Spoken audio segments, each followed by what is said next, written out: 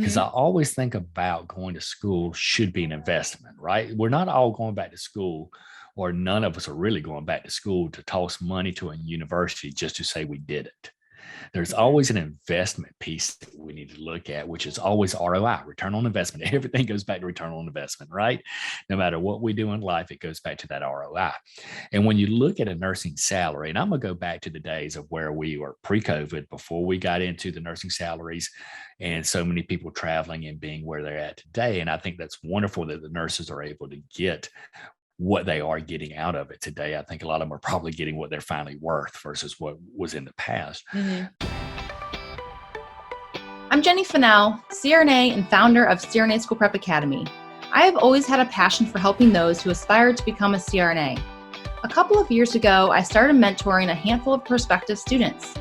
Fast forward to today, and I have a successful mentoring program that has impacted hundreds of aspiring and now current nurse anesthesia students. What I enjoy the most in my business is connecting with you, the future CRNA. I love learning and growing with you. The road to CRNA is full of unique challenges, and no two journeys are the same. But every journey has a learning opportunity. I'm here to share what I have learned over the years from not just my students, but CRNA community leaders, program faculty, and from my time as a practicing CRNA. This will be your one-stop shop to get the mentoring you need to not only guide you into this career path, but support you all the way through to graduation day. So if you're a nursing student who's exploring the possibility, an ICU nurse actively pursuing CRNA, or a current nurse anesthesia student, you're in the right place. Tune in for inspiration and actionable takeaways that will help you from start to finish. Let's get started.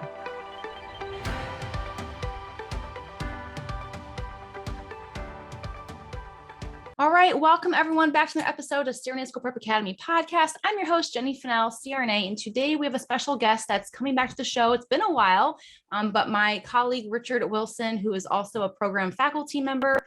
Correct me if I'm wrong, Richard, but about 12 years now, maybe going on 13. Yeah, it's been 12 years. Yeah, so he's also happens to be CSP's expert contributor. We have worked really closely now since probably about October of 2020. He's a wealth of information. He's genuinely just cares for you guys and wants to help you succeed. So welcome, Richard, back to the show. I'm so excited to have you today. Thank you, Jenny. Glad to be here. It has been a while. I was just thinking that the other day when I was looking at my calendar on some of the things. I love being here, love being a part of CSPA. The environment that you have created is awesome. All that's going on, all the people that we see are being helped to get into anesthesia school is just a wonderful thing. So I'm glad to be a part of it, and glad that you invited me back to join you again. Yeah, awesome. Well, so today, you guys, what we're going to talk about are essentially a lot of you may be in the stage where you're trying to decide what schools to apply to. And you're like, oh my gosh, how do I pick what school? What's important to know about my programs?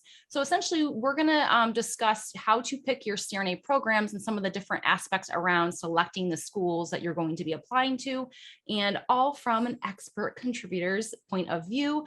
Again, Richard has going on 13 years of being a faculty member experience. So he's very well versed in CRNA programs and what they can offer their students. And so I'm really excited to bring this topic to you today with Richard here to kind of go over things to think about. So I guess what would be like kind of the starting point when students are just starting to say, well, I can go anywhere in the entire country of the United States, because it's, you can't train out of this country for anesthesia for CRNA, but what would be one of like the first things that you would think students would start their CRNA school search on? So that's a great question, Jenny. I'm, like you said, I've been doing this for 12, almost 13 years now, and have served on the committee for our admissions for probably every single year. I chaired it for a number of years, and it's been really interesting to see the way that it has morphed over the years, especially with social media interactions of how people choose schools, how they find out information about all the nurse anesthesia schools. As you and I were talking about a little bit before, there's 127 programs across the nation, and all have different aspects of them, whether it is in a lot of the topics we'll talk about today: curriculum design, clinical experience, cost, location, you name it. There's many, many factors that go into it, where 18, 20 years ago, when I was just looking at anesthesia schools, you kind of primarily looked at what was close to you. You looked at what was affordable. You looked at where you were going to have to move to. Some of these things are still considered, but there's so much more that goes into it now because, again, with social media, with the internet, and all the information that's being presented on it now, we're seeing way more factors than we used to know about years ago. So really, when I think that people start looking at nurse anesthesia programs and start considering what are the major factors that I want to do or want to look at to narrow my field down from that 127, because obviously you're not applying to 127 programs, is going to be the fact that let's look at location and price. And I think those are the two primary things that people look at. Now, I would offer and venture to say, be cautious about that because location and price are not everything.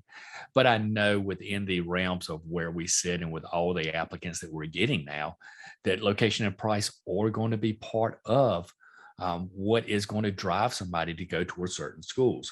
So as we look at it, location and price, things that we need to talk about is where is it located, obviously, and what do you want to look at in a location? Is it near you because you need to stay near home, or because there's family here that can provide a good support system for you, or that your husband or spouse, wife has a position in this area?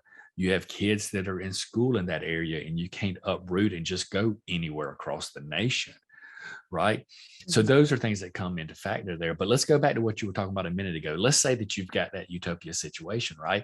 Where you can move anywhere across the nation you want to move. There's no limitations to you at all. And whether you've got family, don't have family, whatever it is, you can just go anywhere across the nation. You need to start looking at location of where you want to be. So is this a good school that has great clinical experience, very good curriculum design, very good numbers when you look at attrition rate, board pass rates, all of those kind of intangibles that come along with that? Does it have that in that program that's going to make you be successful? All right, that you're looking for in a successful program. The other aspect of location is where do you may want to end up in the long run?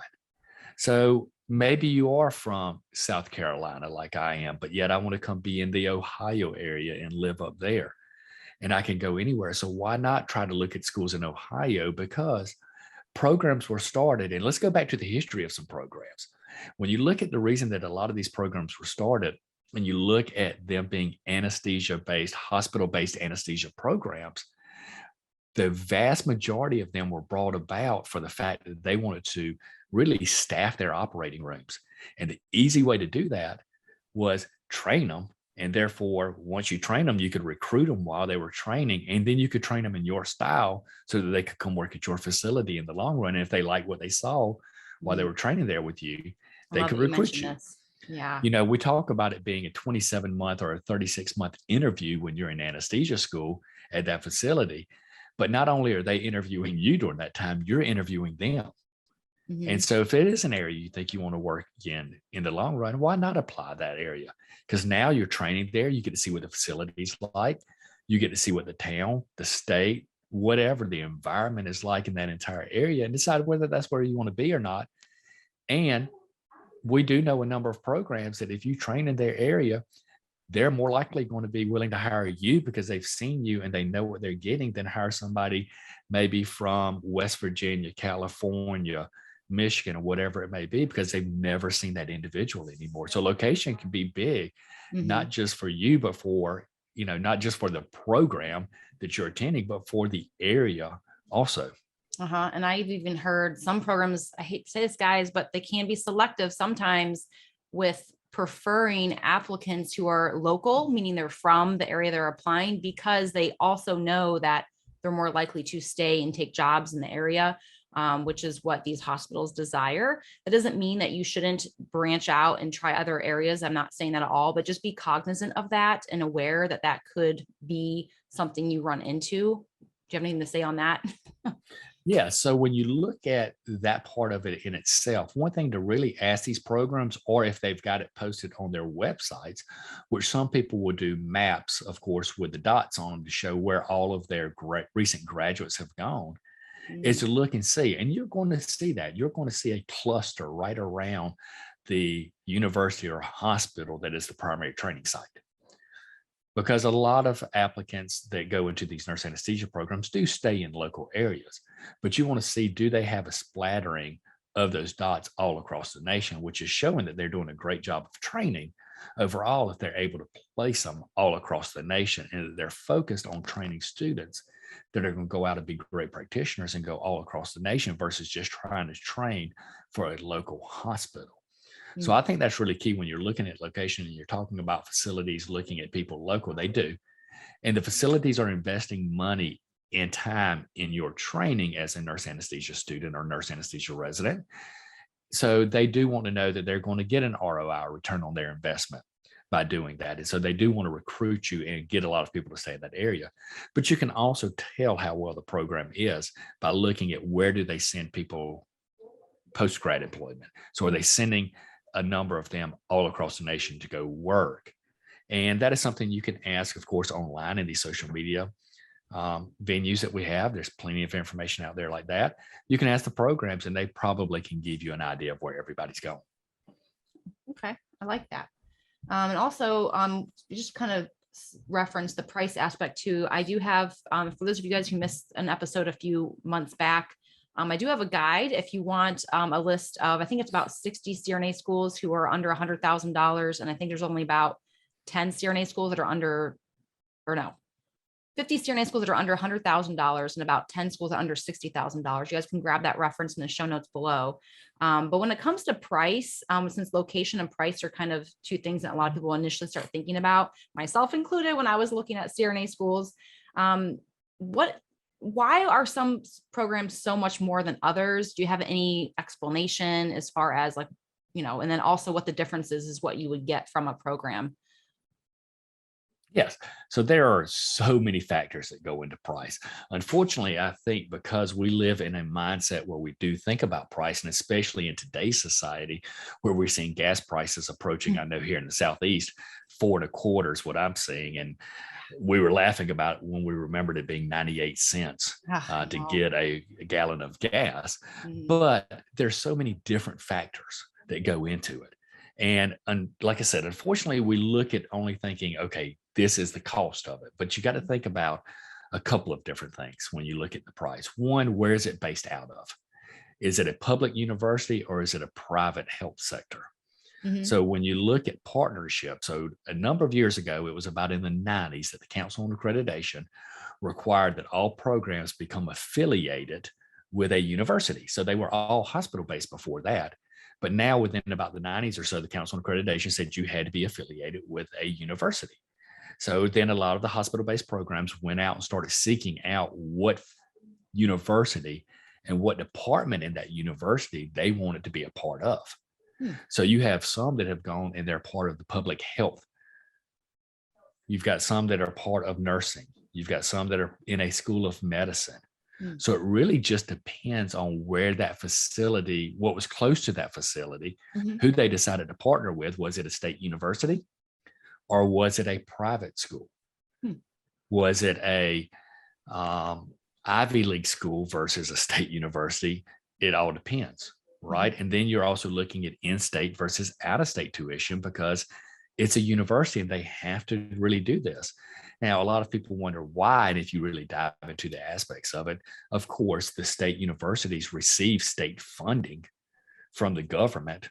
And so therefore they do offer a discount to get more of its constituents or more of its state citizens in that university, and then charge a little bit more for those that come out of state because, of course, we're paying state taxes that go towards that state university. But when these hospitals partnered, who did they partner with? Do they partner with the state university or the private Ivy League school? So that's going to make a difference in what the tuition costs are for the program.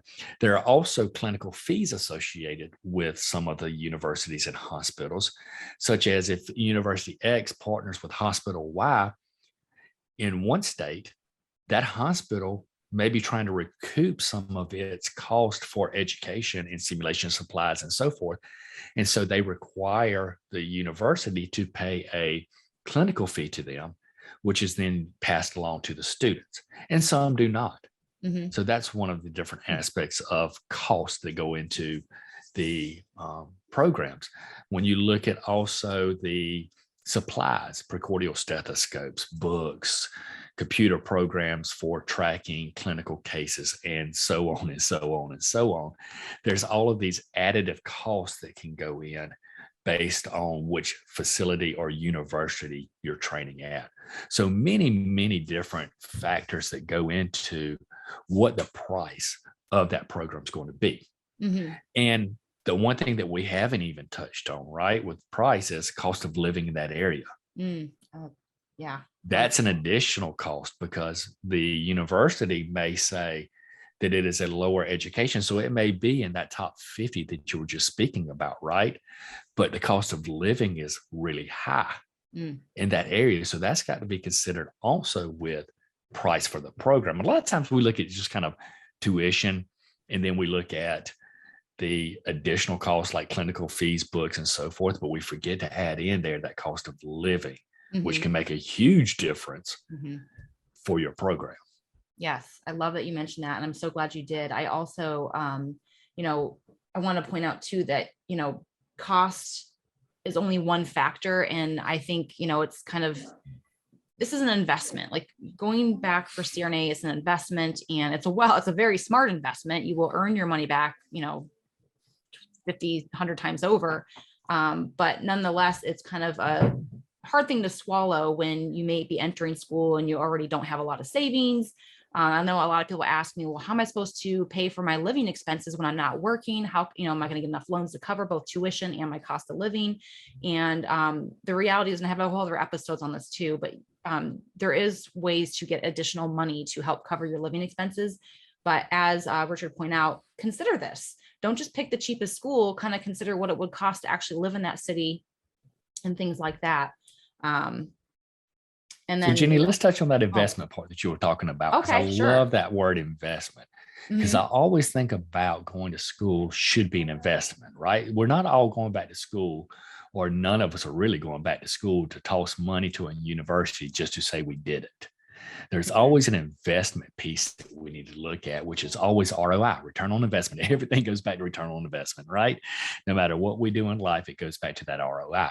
And when you look at a nursing salary, and I'm going to go back to the days of where we were pre-COVID, before we got into the nursing salaries and so many people traveling and being where they're at today. And I think that's wonderful that the nurses are able to get what they are getting out of it today. I think a lot of them are probably getting what they're finally worth versus what was in the past.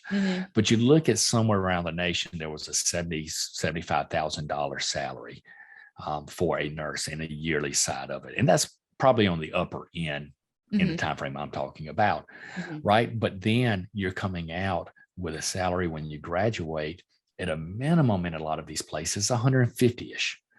So you're really doubling your salary over a year. So yes, you are going to possibly go into debt. You're going to possibly take a hit on some things, right? And what you have to look at is, yes, in the short term, it's going to hurt me. In the short term, it's not going to be fun.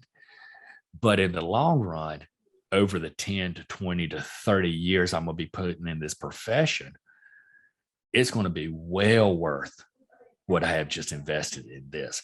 There are private loans out there. There are, you know, the university will get your loans, and you work with a financial aid officer, and they will be wonderful in finding you all the low interest loans that they can get you and so forth. You can even go work at some of the critical access hospitals that will wipe, and some of the places will wipe those loans clean. You'll have, when you come out, and it varies from year to year, obviously it depends on the market, where they will pay your tuition loans off some of the facilities, or they will give you stipends, or they will give you bonuses and so forth. None of that's predictable from year to year because it is a volatile network that we're working in. It's a volatile area that is up and down, up and down. I've been in this for practicing for 16 years, and I'm in about my third or fourth wave of all of this that I'm seeing. And so it really varies. But I always tell people, don't focus on the money aspect of it, or you will never go back to school. If you focus on that aspect of it, you will never go back to school. I've never heard anybody say, I can't wait to go into debt. So that's just, you know, the way you look at it. But here's the thing, is the ROI is unbelievable. It's not just the money aspect of it. Yes, it's nice to have a salary of what we have, but it's also the flexibility that I get in some of my scenarios. It's the ability to have the autonomous practice in the areas that I can have it. It's the ability of a better work-life balance at times. There's so much that comes not just on the financial side, but just overall when you look at the impact. And it truly is an investment.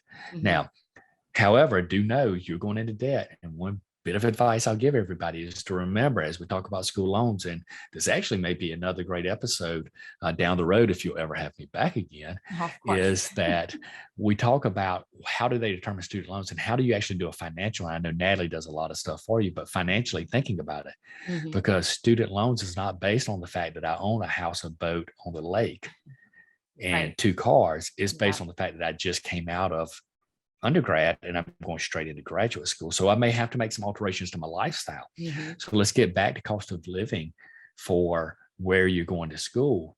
You need to look at that because you're going to have to make some modifications to your lifestyle. Mm-hmm. And so if you're going to be tempted to go out all the time and to go on the lake all the time and do all this other stuff, maybe it's somewhere you don't want to go to school or stay away from. Yes. So that you can save some money while you're going through school. Right. And some schools even give they build in the cost of housing into tuition for like clinical sites, for example, and some don't. So kind of finding this out ahead of time is also key. I know there are students who travel to Ohio for clinical where I work, from Arizona, from California, and they oftentimes have to try to on their own find their own like long-term stay Airbnb, or a lot of the CRNAs and attendings I work with actually rent out houses around the area for the students for that reason, to try to help them. But that's, cost of living is big. Also consider, if you want to pick an area to go to school and then hopefully work afterwards, consider not only what the cost of the schooling is, but what's the average new CRNA salary in that area. Because if you're spending a lot for school and and then you want to go work in an area that the cost of a new CRNA or the salary of a new CRNA is not so high, think about that. Versus if you spend a lot on your schooling, but you're going to go work in a city that CRNAs are paid very, very high compared to like the average, like Montana is one of them. Well, then, okay, go spend $200,000 on your education and then go make $250,000 as a new grad CRNA in Montana. Something to think about. So Jenny, I have a very simplistic mind, and I have to think about things very simplistic to really understand them in my mind. But you bring up a great point. It's like taking money to a bank, right? So this is the way I look at the return on investment.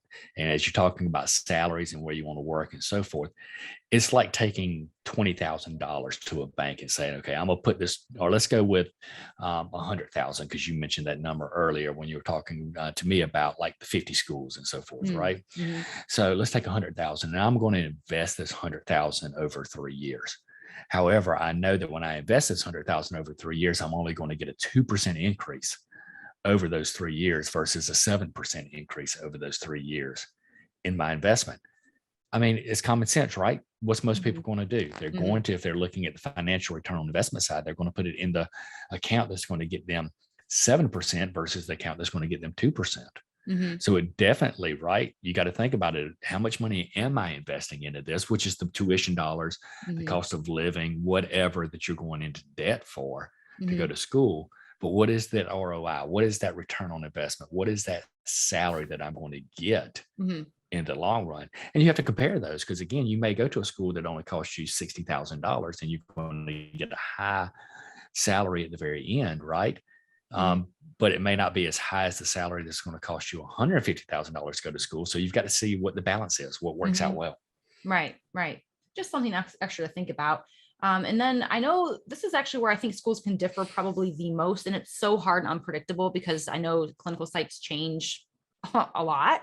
But let's talk about like the clinical aspects of schools and how they can really vary depending on location and school. Really, it's going to vary on state. It can vary on your region of the United States. It can vary on the university that you're at, their primary training site, the affiliated sites, the faculty, the people overseeing their clinical sites. Have I given you enough factors there to consider, Jenny? Well, I know one city alone, you can have different practices. Like it's so variable. It really is. And so And the biggest thing too is we're seeing, and something really for people to consider, is all these mergers we're seeing within these health facilities. So basically, what we're looking at with some of them is when they merged, of course, they want to merge their practices. They want to merge their guidelines, their policies, their procedures, their type of anesthetic they provide, the model that they're using. And so that has an impact, right? Because if you are looking at University XYZ and the only place they go, the only facility they go, facilities they go are within the same health system, you need to find out, is there any variation in what you're learning? And there may be, because we do still see facilities that are located within the same health system that are doing practices completely different. And that's great. There's nothing wrong with that. But we see some that are not. And so you want to make sure that if you're going to those facilities that you're seeing, or you're going to those universities, that you're seeing that they go to outside facilities, right? And for an example, for us, we do have two level 1 large trauma centers as part of our program. And they're both located within the same healthcare facility system, or not facility, but the same healthcare system. So yes, there are some things that are very similar or pretty much exact across a lot of our facilities. And we may have 2 level 1 trauma centers and probably 8-ish small hospitals associated with ours. And our students go to a lot of those.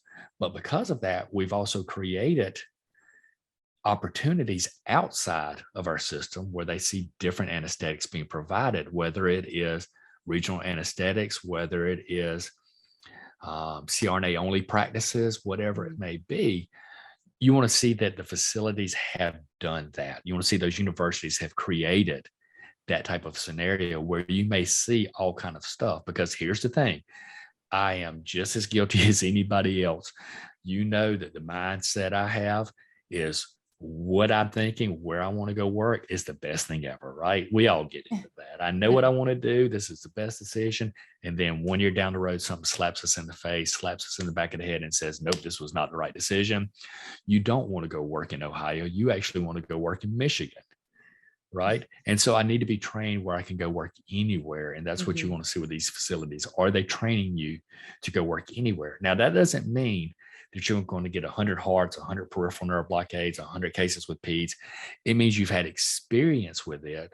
Academically, they've trained you for all of that. Clinically, they've given you some good experiences with that you can build on, whether it's a workshop, whether it's more clinical experience within the facility you get hired at, whatever it may be. So that's one of the things you look at with the training facilities and looking at the clinical sites is they can vary. And it can vary in a 3-year program from the time you get in to the time you've graduated. I know within some of our years, we've added 1 to 2 more additional clinical sites that we have our students go to. And we may get rid of a site or 2 based on the experiences that each one offers as we start to look at what unique experiences can we create and have for our students that's different than what they're going to get at their primary training site. Okay. So would you say your students on average rotate to like maybe 4 different hospitals total, or 4 to 6, or does it just depend? It will depend, but right now within our program, and we're 15-month in the master's levels, we're now converted over to doctoral, which we're just starting that, and they're just starting to go into clinical side on the doctoral side, and there'll be 2 years in the straight up in the clinical side, 2 plus a little bit, of course, that they may hit 10 facilities overall. Oh, wow. Okay. We may do anywhere between 6 to 10 facilities. Yeah. No, I like that though. I rotated, I think I counted 6, and I've also worked at a facility that with a program affiliated with it that mostly those students only train there and only train in that hospital setting, like for the most part. And a lot of them were pretty much direct hires into our system. They knew the system really well. But like, for example, I didn't hardly train there. I only trained there for my OB experience. That was it. But most of my clinical training was actually at a different hospital.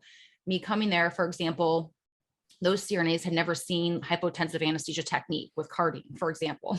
Yet I rotated through a surgery center, ortho surgery center, who routinely practiced that. I wasn't my favorite, to say the least, but nonetheless, I was exposed to it and mixing up and diluting cardine and using it as, essentially to bring the blood pressure down to lessen bleeding. So I was very comfortable using it. Like I remember I needed it in a pinch. I had a patient who was hemorrhaging, who was bleeding out back into the brain after a tumor removal, cranie. And I remember doing it, and the surgeon's like, "What are you doing? What are you doing? What are you doing?" I'm like, "It's okay. I know what I'm doing. I just, it's going to get their blood pressure down. Their blood pressure is 200. I have to get it down." So, but it was just one of those examples of, they didn't train that way. They thought it was an unsafe method, but it wasn't. I knew how to do it safely, but they'd never been exposed to it. So you do get some different experiences depending on where you train, and it's nice. It kind of adds more tools to your toolbox, essentially. It does. It really does. So, my background, and for those that don't, I was fortunate enough to open up our satellite campus located about 100 miles or so from our primary campus. Mhm. And when I opened it there, I had 6 students on campus. I have to say I'm excited. We just expanded to 13. Nice. So that's nice. We've been moving up over the years. And when we first started with 6 students, our students went to the same place.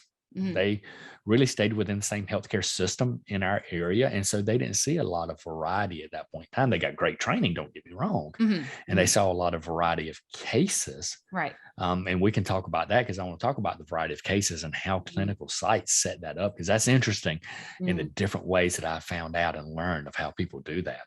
But when you look at, they were only getting a certain type of anesthetic that was being provided.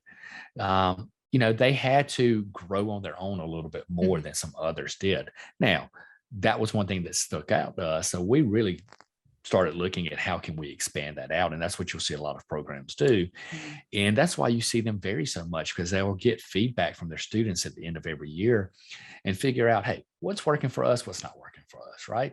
And then the good programs, as long as they are trying to remain active and trying to remain vigilant in what they do, we'll start saying, okay, well, we don't need to have this X place, because they're going there and getting the same exact experience they get somewhere else. But I've had this place in Colorado call me and say that they want our students out there, and we're able to work something out, and they're going to get a very unique experience. So let's look at doing that and giving them a better variety of cases, and not just cases, but thought processes of how they do it. So that, again, like you were talking about, when you go out, because we all say we're going to stay up on continuing education. All right. We all say that we're going to be wonderful with that aspect of it, but we get busy. We get to working 40 hours, and then we get to working 50 and 60 hours, because we see how nice the overtime pay is and how easy it is to pick it up at times.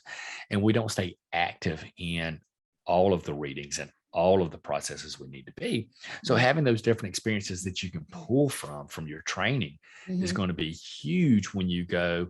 And as well as I do, you have done this recently, go join another facility to work, maybe as a 1099er, right? Or as a PRNer. Or you have to transfer facilities because you don't like what's going on at this one now, and you want to move to another facility, or another opportunity has come up. You want to feel comfortable that you can walk out of place 1 into place 2 and be okay with it. Yes. Yeah, I love that. So I think, like I said, the fact that you offer a variety of clinical sites, I didn't know this back when I was looking at CRNA schools, but I also feel like I enjoyed that aspect of my training. But that being said, even the program I was referring to, most of their students train just one facility. They get really good experience. In fact, their open heart training is by far, I've never seen anything like it. And I did open heart at this facility for a lot of time, like 5 years.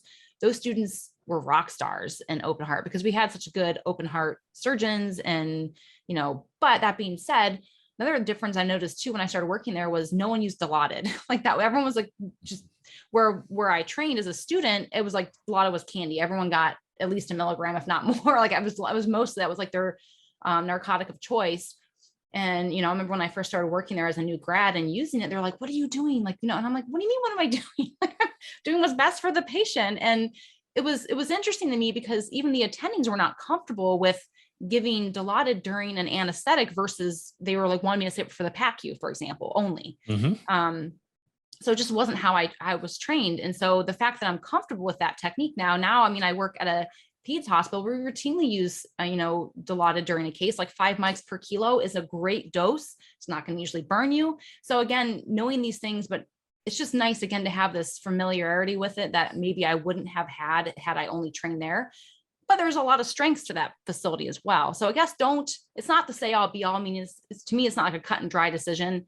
Just take it for what it's worth, knowing that you're going to have a variety of good and bad with all clinical training aspects. You're never going to have the best with everything. I had a terrible open heart rotation and a terrible OB rotation when I was in school, to the point where I remember being in tears thinking I would never make it as a CRNA doing open heart, because that was like what I wanted to do. I had 5 hearts. I got my bare minimum that I needed to sit for boards, and I felt really upset about that. But the reality is, 6 months after graduation, I joined an open heart team. They did train me. And I remember feeling like, well, I feel like it's actually easier to train as a CRNA than it was as a student. But just don't limit yourself in your practice. Just because you didn't get the best clinical experience as a student does not mean, like Richard said, that you can't seek out self-growth while you're actually practicing as a CRNA. 2 things I want to touch on there, Jenny, that I thought you did a great job of mentioning is, let's look at one, talking about clinical experiences and what you're getting at the facilities. And second, I do want to talk about being active in understanding and using different methods while you're in your training process and looking at facilities that let you do that. And so let's look at, first of all, kind of the rotations, right? Or I say rotations because that's what I'm used to in our program. And what everybody may not understand, and just as a little bit of a further background, you know how I like to educate and do some further background knowledge, is understanding where everything comes from in decision processes. When you look at how many cases, and you mentioned it, you got the minimum 5 open heart cases, right? And then that's all you really needed for graduation. So the Council on Accreditation, everybody, really looks at the fact that to be considered proficient in certain areas, they just want you to get some experience, right? We know that when you look at what the Council on Accreditation requires, it's 5 open heart cases, it's X amount of pediatrics, it's X amount of pediatrics under 1 year old, it's X amount of peripheral nerve blocks. They have all of these categories that you have to meet. And what that means is you can pass the courses, you can have a 4.0 in your degree. However, if you don't meet all of these minimum standards for case numbers, then you don't get to take boards. So you basically got a degree and $100,000 worth of debt and nothing to go along with it, right? Nothing to go along with it. So there we go. You want to make sure that you're getting plenty of experience. So one thing to look at is total case numbers on average. Now, the Council on Accreditation really wants to require everybody, all programs, to post on their websites how many cases on average their students are getting each year. 650, I believe, is the average minimum number right now.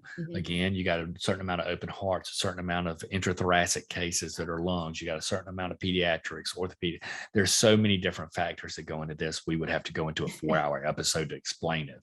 I try to explain it to my students when I'm going through Metatrax documentation on clinical reporting, and it takes forever. So anyways, we won't get into all of that, but here's what you need to know. Here's where I want to focus. Some programs have specialty rotations and some don't. Now, that doesn't say that one is better than the other, but it gives you an aspect to think about when you're doing clinical training. So say, for an example, you've got a rotation and you're trying to get hearts, correct? And your rotation for 4 weeks focuses on nothing but hearts, or peripheral nerve blocks, or pediatrics. So instead of getting the minimum number, you're going to get more than that. So you may get, so say you're doing on average 1 heart a day, okay? And you've got 5 days a week for 4 days during that week that you're doing them on that schedule. There's 20 hearts right there in that 1 month. And the cool thing about that is the repetitiveness of it. So if you're going 5 hearts and you're getting them over an 18-month period, you're not going to remember much of that, right? You're going to remember enough to matter, enough to help somebody, but you're not going to feel comfortable, as you mentioned, coming out and doing one. Or say you do that, you know, you get called in the middle of the night on a call rotation or on a night shift, and they say, hey, I've got a open thoracic abdominal aortic aneurysm coming in, and I need you. And you're going to go, no, you don't. you need a prayer and a hope. But what you can look at is if you've done those 20 and you get called in a month later, you may feel comfortable going in there and doing that procedure or that emergency valve that comes in. Mhm. or the pediatric case, if that's been a specialty that you focused on and you've done 80 of those pediatrics in a month because you've done them, you know how many you can do in a day. Mhm. You can do about 10 in a day at sometimes. So that's one thing to look at is how many of those specialty numbers are they getting, not just how many numbers overall, but how many of those specialty numbers, because that repetitiveness makes it stick in your mind and become comfortable with it versus doing it over an 18-month period, a minimum number of times. Yeah. What I've noticed is not all schools really report that. They'll say the average number of cases, which I would say you guys average for across all schools across the entire country is right around, it's more than almost double 650. It's right around 1,000 to 1,200. I would say is what I most commonly see, where some programs have, some of their students get 1,800 cases, which I don't even know how that's possible. But it can vary where, but I guess when you're looking at, all these specialty requirements, is that something that students could ask to see? Like if it's not, you can ask about the rotations or the clinical experience with specialties. You can ask in a vague way, I think, really, and just say, hey, how do you get your clinical specialty experiences? What kind of format is that in, and so forth. And more than likely, they're going to explain that to you or share that with you. No, it's not anything that COA requires. Right. Mainly, the only thing the COA requires is what is the total number. Yes. And when I say COA, of course, that's Council on Accreditation. They just require the total numbers to be represented out there. But it's things that you can dive into with either faculty, post on forums, whatever it may be, and try to find out a little bit of that. You won't find out every granular detail, but you may find out enough to give you an idea of what do these programs focus on.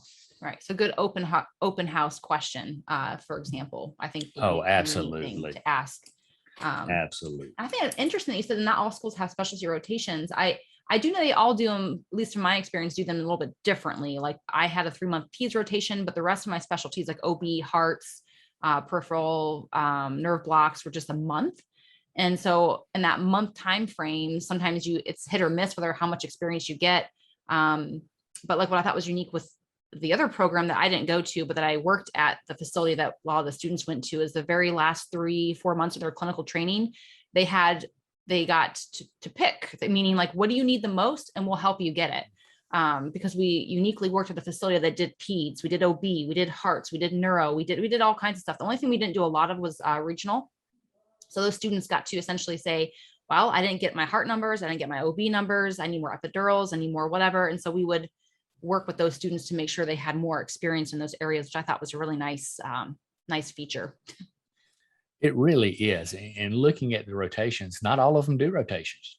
I have found out that across the nation, again, we're 127 programs, so there's a lot of varying aspects of it. But some say, okay, when you go to facility X, they do a lot of open hearts. So if you can get into those, try to get as many as you can get, but that's not a specific rotation. Where some facilities say, when we put you on the schedule there, that facility knows that you're getting an open heart this day unless there's not one. And therefore, that is the focus of when you get there. So it's a different aspect, a different thought process in that.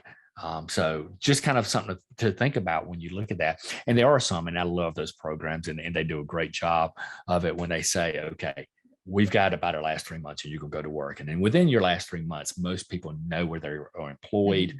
They know what kind of practice they're going to have afterwards.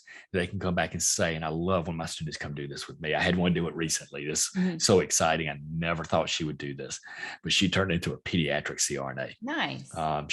It scared her to start off with. I figured that'd make you proud, but it scared her to start off with. But she came to me, and it was hilarious. I have to tell you the story. But she came to me and she was like, hey, I really love doing peds. And she was about 5 months, 6 months away from graduation. Okay. And she was like, this really has become like a passion of mine.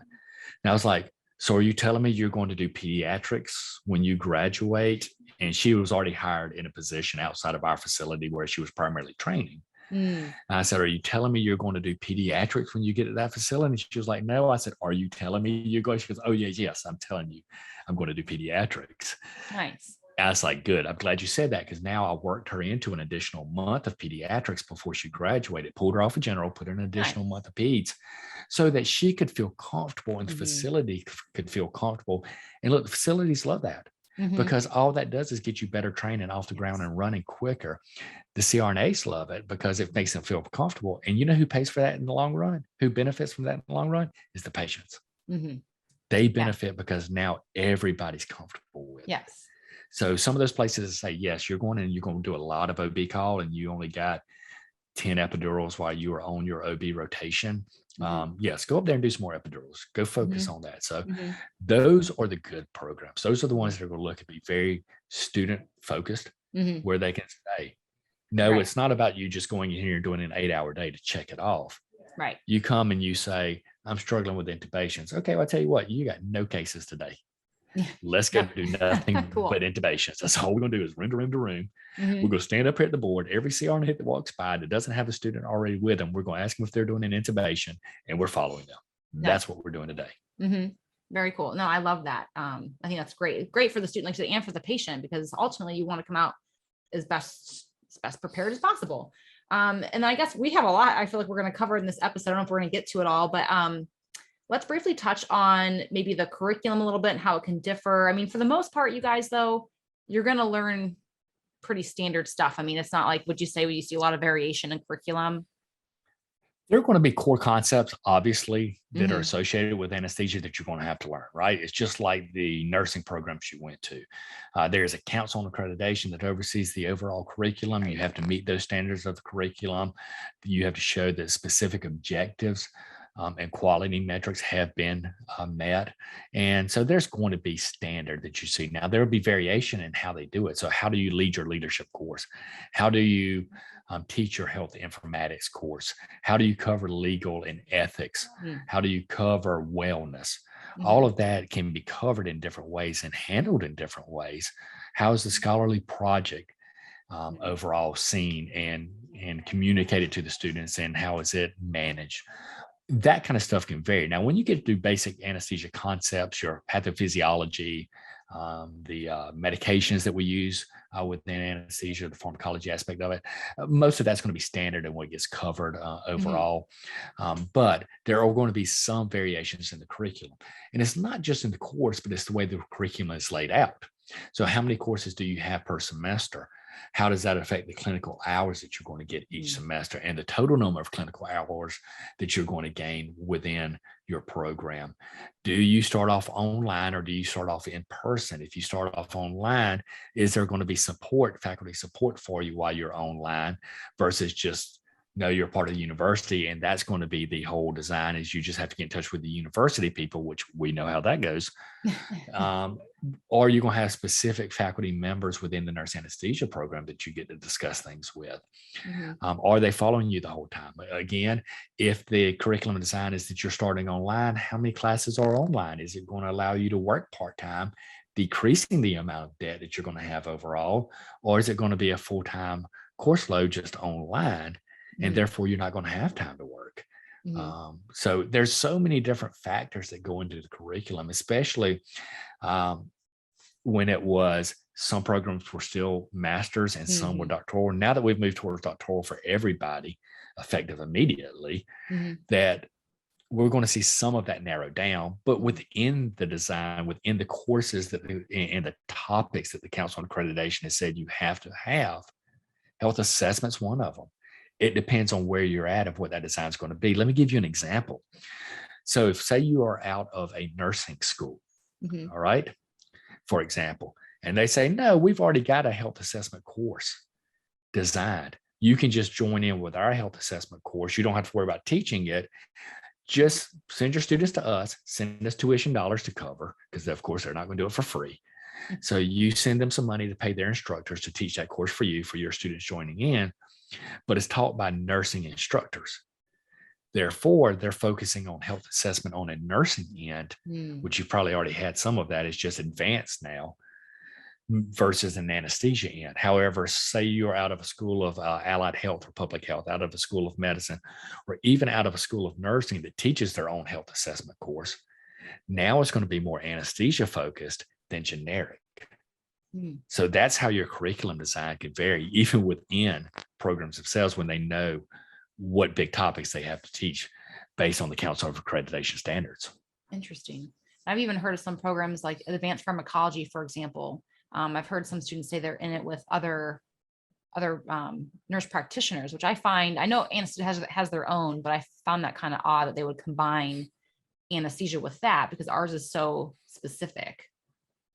Yes. And unfortunately, when you look at some of those programs, and that's a great point to bring up, I know several that are doing the IPM in a professional education, or IPE in a professional education, right? Or I say IPM is interprofessional medicine. But when you look at the IPE curriculum, it really is designed to try to get like professions, like degrees in with each other to promote working together in a team. But yes, you're right. There can be negative aspects or unintended consequences that go along with that. Now, when you have those courses, and if you have universities teaching those courses, I'm not saying that IPE courses are bad overall. See what they're focusing on. All right. For an example, if you've got a pharmacology program, right, a pharmacology course and a physiology course being taught. So, but let's go with pharm, because pharm is very physiology, you can have a lot of overlap. Let's go with pharm, where there's a lot of variation, right? And a lot of differences between us and nurse practitioners potentially, or even other healthcare professionals. And they're teaching the pharmacology aspects of it. Well, how are they teaching this? What are they teaching? So that's something to dive into and see how well that faculty is in with that group. So say it's out of a school of medicine and you've got professionals from a biomedical science doctoral type degree in there, and then you've got the nurse anesthetist in there. Are they focusing a lot on anesthesia? So I know some programs, for example, that they are IPs, they're being taught together and they're being taught pharmacology together, but the nurse anesthesia faculty is so ingrained in that course and watching everything that they have pushed for a anesthesia focus. So these other individuals are just kind of being drug along, for lack of a better phrase, into understanding what we do. So they don't score as well as we do, obviously, because it's our focus and it's not the focus of theirs. But again, that benefits us because we, as nurse anesthetists, are getting pharmacology courses focused on anesthesia, and then everybody else is kind of taking it. But yes, you're right. You got to see, is it a pharmacology course? And I'm just using pharm, for example, that is generic, and then you're joining in with it. But yeah, you're having to teach a lot of the anesthesia aspects to yourself on the side. Right. Okay. Well, very interesting. So yeah, it's, and again, you guys, I can't speak highly enough about going to open houses, trying to find out this information. That's really the best way.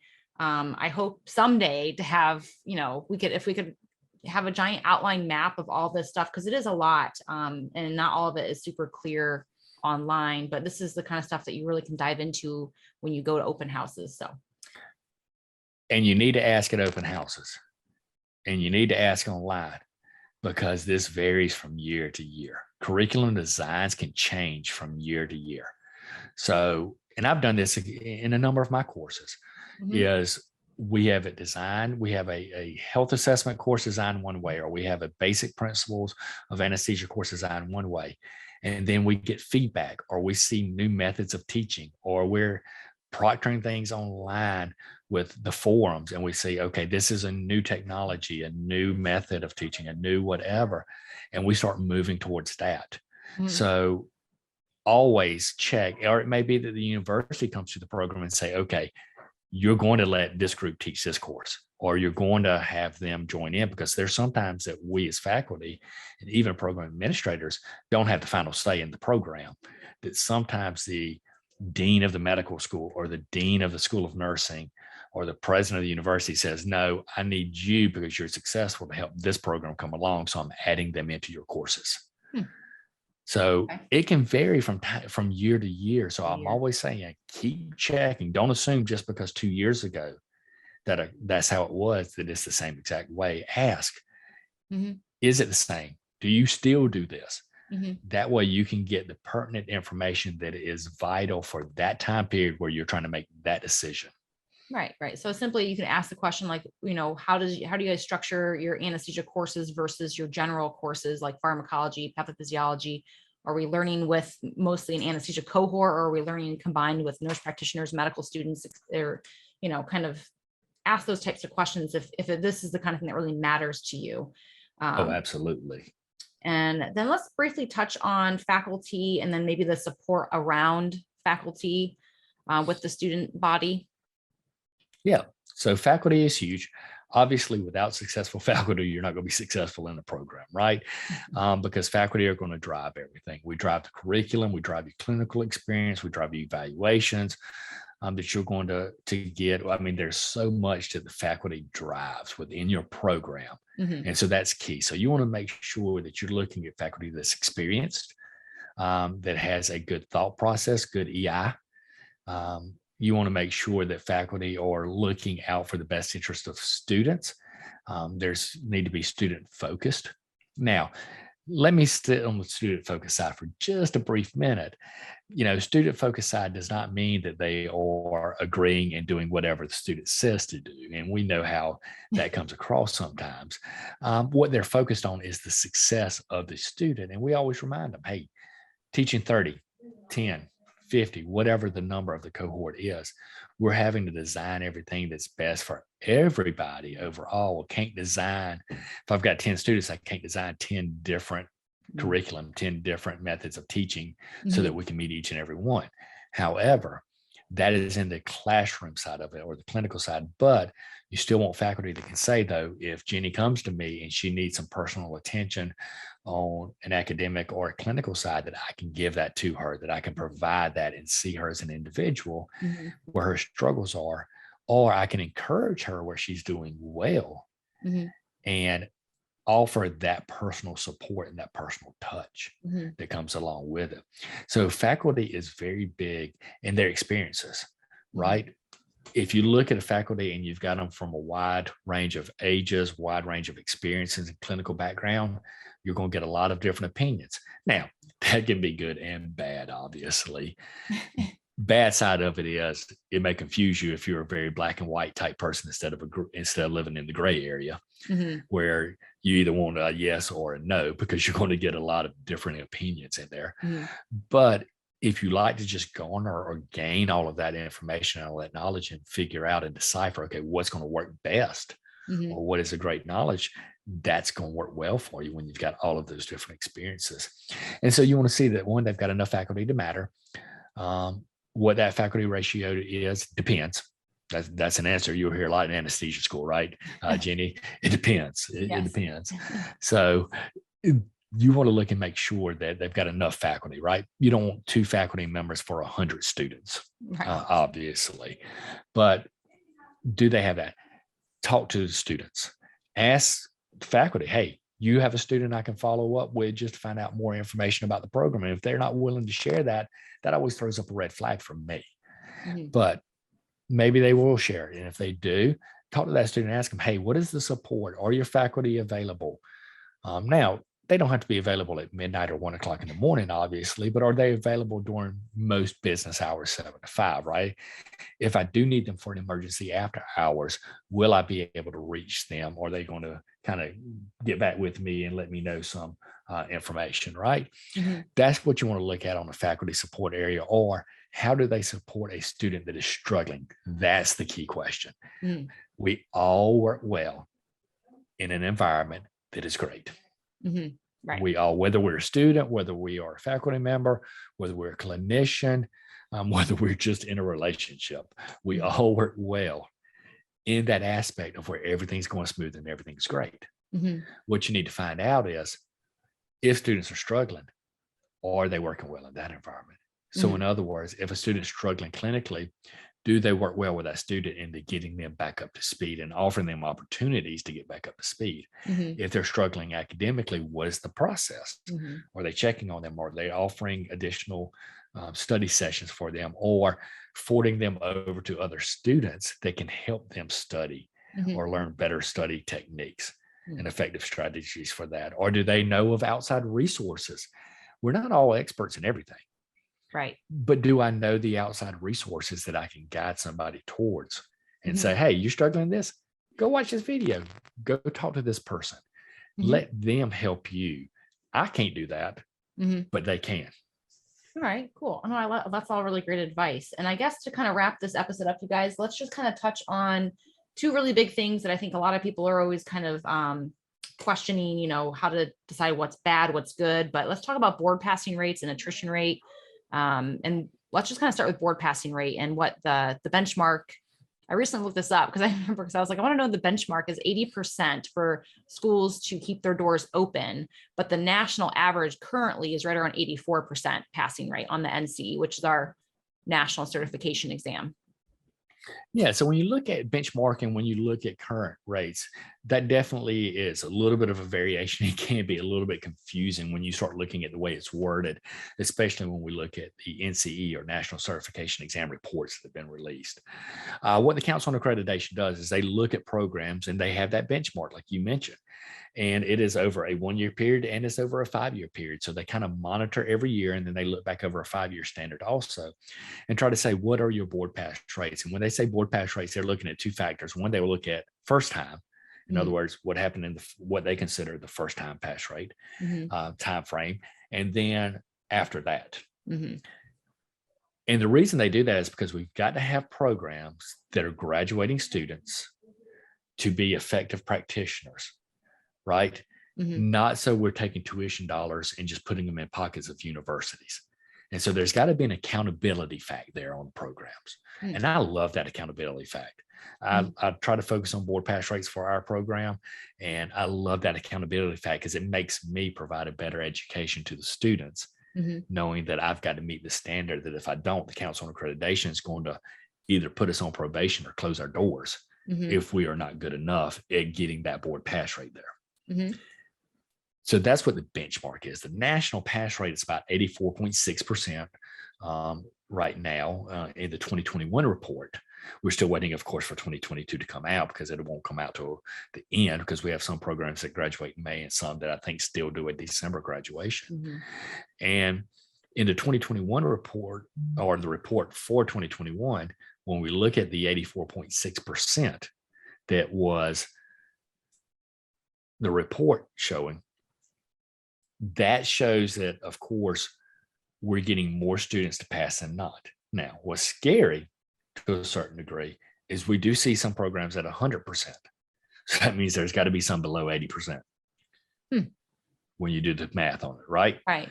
Because you can't have people in the 90th percentile passing, programs in the 90th percentile passing, and then everybody be above 80. The math doesn't work.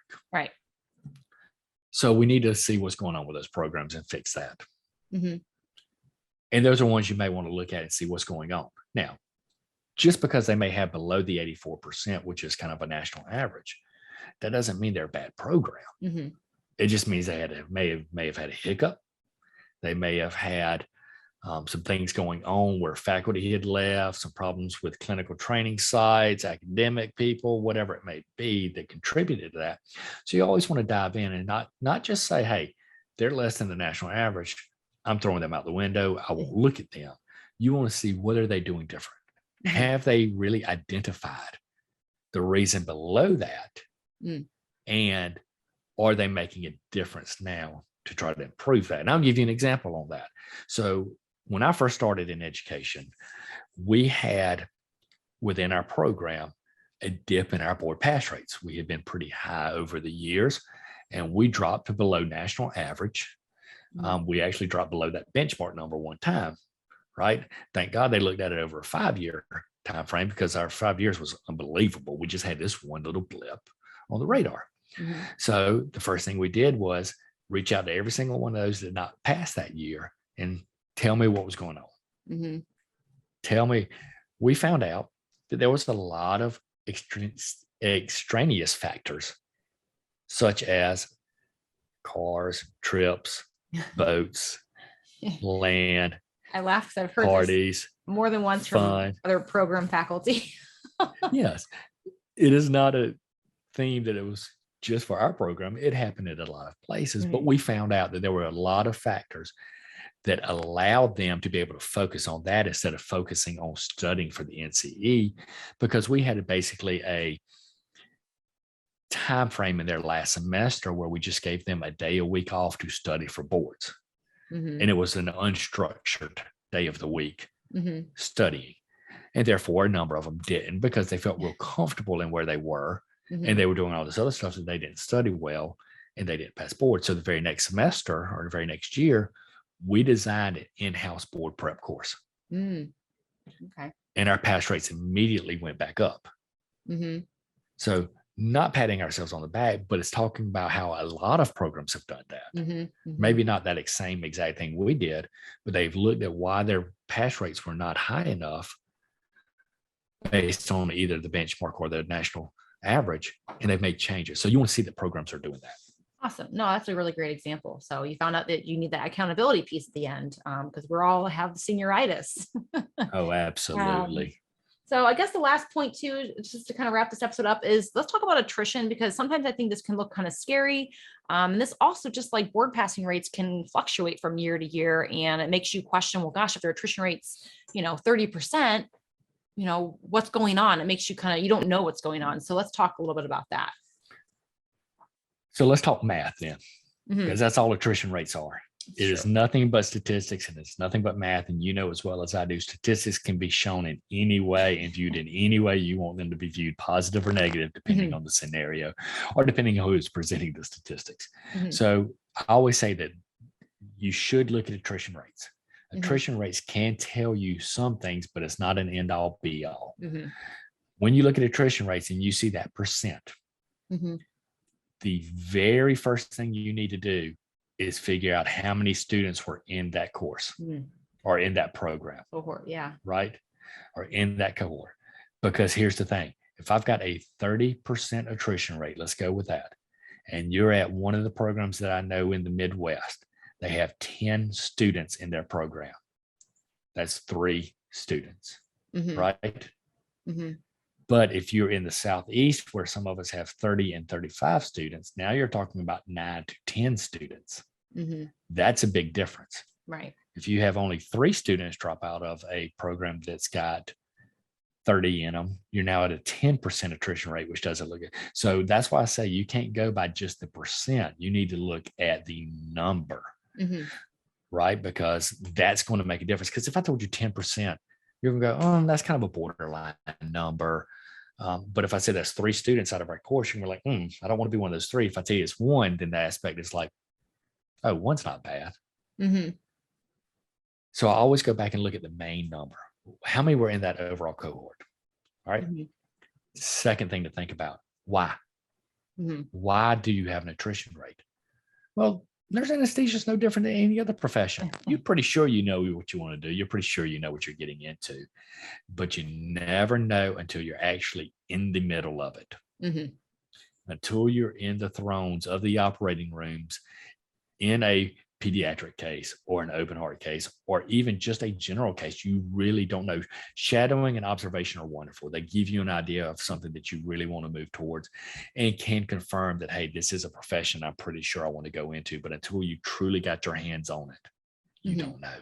Right. So when we talk about attrition rates, it's not all about the program. Some of it is. Now, if you're looking at 25, 30, and 35% attrition rates, yeah, definitely look and see what's going on with that program. And especially if they're in the numbers of 30, 35, 40, 50, I've seen in some programs. So if you're having 15 people drop out of a program or not make it through, there, you might want to think about that one and see what's going on. But if you're in a program that is 35 students and you got an attrition rate of 10%, you're talking about 3.5 students. So what is the difference? Why did they do it? Well, I have seen this before. Academically, they don't make it no matter how much help you give them, right? Clinically, they're a wonderful practitioner. They can handle the CVICU, the neurotrauma, the medical ICU. They can handle that unit. They can go up against that physician who nobody likes. They can deal with the patient family that nobody likes. They can handle the vasoactive drips, the monitors, the vent. All of that works. But when you get them in the academic setting and understanding the academic material, they can't pass. And they struggle with that, whether it's test anxiety, whether it's comprehension, whether it's retaining of the information, whatever it may be. Now, did the program make any mistakes? Well, 90% of their class graduated. So that's not necessarily on the program. That's on the individual who could not adapt or who could make it through the program, right? What if you look at the fact that also some of these, and I've seen this before, 3740 student gets into a program they continue to be 3.7 and 4.0 through the program. But once they get in the clinical setting and they get enthralled in that, they go, this is not what I thought it was. Mm-hmm. I am out the door. And you're like, wait a minute. You're a 3.0. I mean, I'm sorry, a 4.0 student. You're doing well academically. They're like, no. I can't deal with this clinical side. This is not what I thought it was. Mm-hmm. And so I really tell people, try to find out. Now, that's going to be a hard thing because not all programs are going to say, well, here's what our attrition rate is for. Right. Or here's what caused it. You might have to do a little more digging in there. I think attrition rates are good. I think they can give you an idea to compare some programs. But again, comparing them along with other factors because they vary so much. Now, there are some where their attrition rates are there because they admit a lot of people. Mm-hmm. They admit 50, wanting 35 to graduate.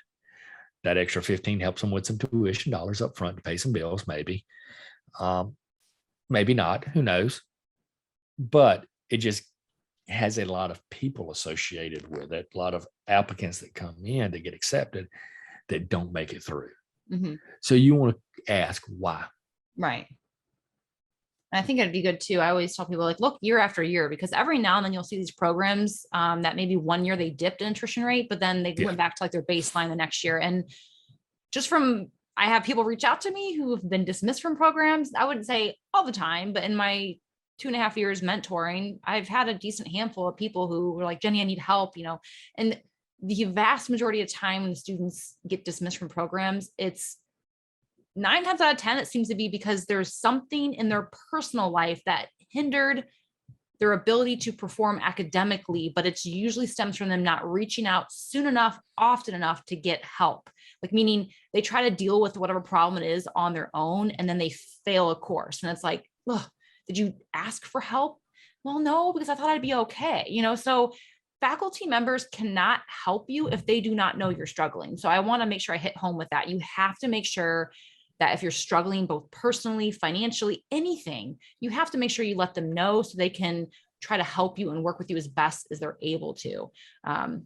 They want to pass their students. They want you to all pass, Most programs, and I say most because I don't know all of the programs and their faculty from all 127 across the nation.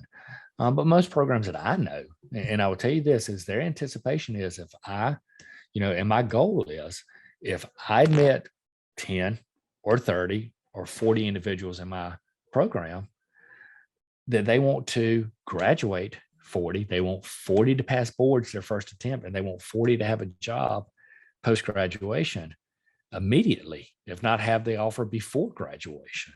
Right. So that definitely is their goal. But I think, talking about wrapping it up and looking at kind of a summary of what we've been talking about today, Jenny, I think kind of what we've dove into is a ton of information on how do you choose the program, right? What are the factors that you want to look at and consider for the program when you are looking going to anesthesia school? But I think it can be summed up in a very short sentence or short phrases, right? It varies from year to year, and you need to stay on top of it. So in other words, it's not going to be the same all the time.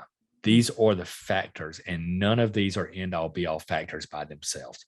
All of these need to be considered all together, and then making sure you're reaching out to the right people to get the information to help you make that all important decision of which program do you want to go to.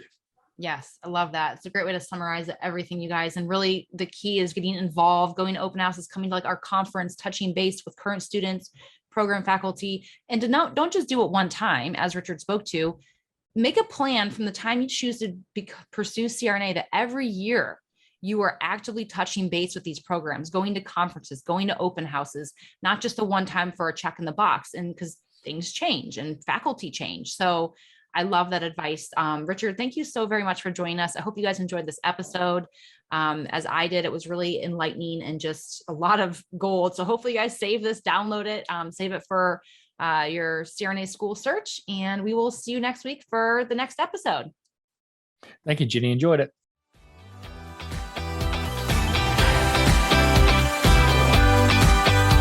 Hey, future CRNA, as always, I appreciate you and your loyalty. Thank you so very much for tuning in this week. I'd love to hear from you, so screenshot this episode and share it to your IG stories with your biggest takeaway. Don't forget to tag me at CRNA School Prep Academy so I can personally thank you. Be sure to head over to CRNASchoolPrepAcademy.com to check out our blog and gather free resources to help you along your CRNA journey. Stay strong, and I'll see you next week.